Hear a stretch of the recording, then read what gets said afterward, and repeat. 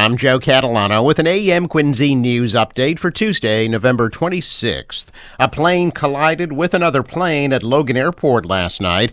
Massport said a tug vehicle towing an empty JetBlue plane struck a Cape Air plane at slow speed near Terminal C at about 6:30 last night. There were no injuries, and Massport said the incident was minor. The accident delayed the Orlando-bound flight for hours and delayed other passengers on the tarmac about to take off. Cape Air said the JetBlue plane came into contact with Cape Air Flight 5101, which had landed at Logan from Nantucket. The flight was carrying 3 passengers and 2 crew members, and Cape Air said no injuries were reported. The incident comes the same day that an American Airlines plane clipped the wingtip of a Frontier Airlines plane at Terminal E earlier yesterday. There were no injuries during that incident either, according to Massport.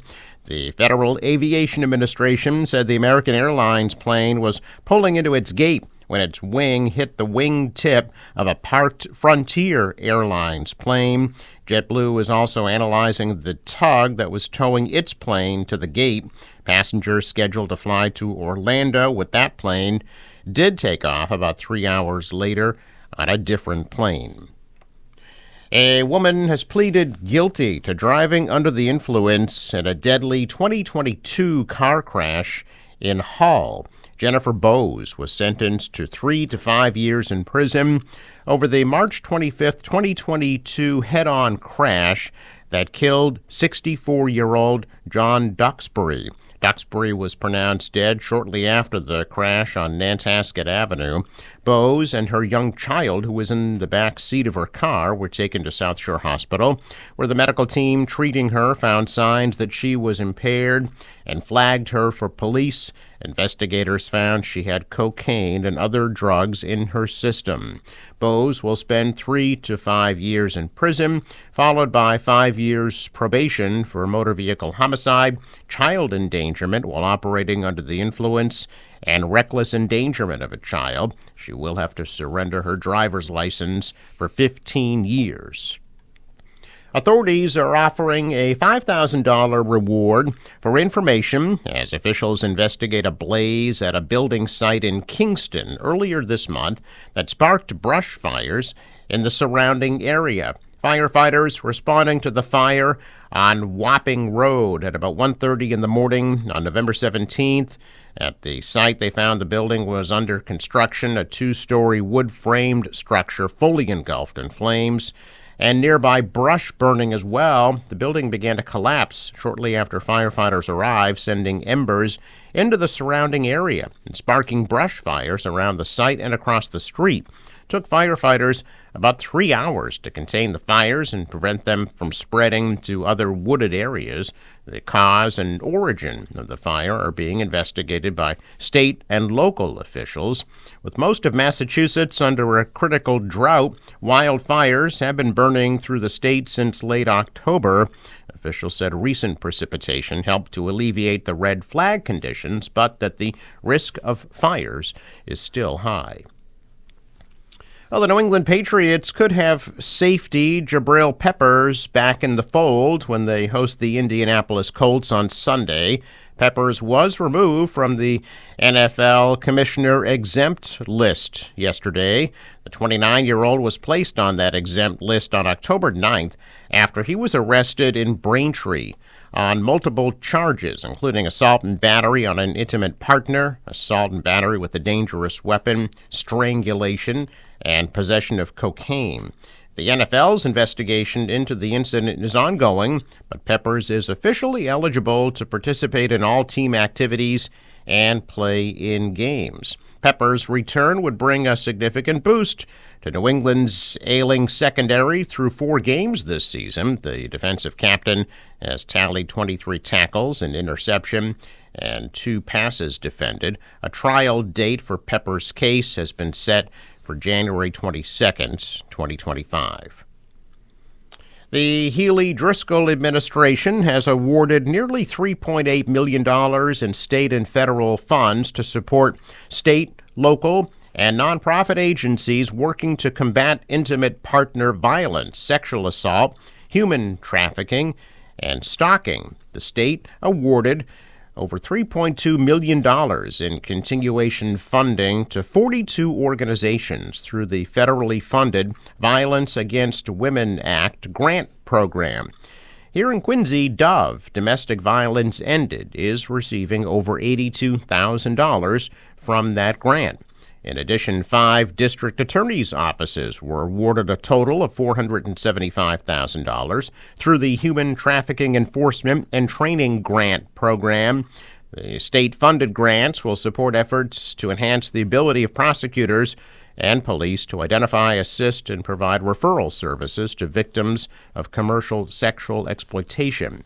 The Norfolk County District Attorney's Office will receive almost $157,000.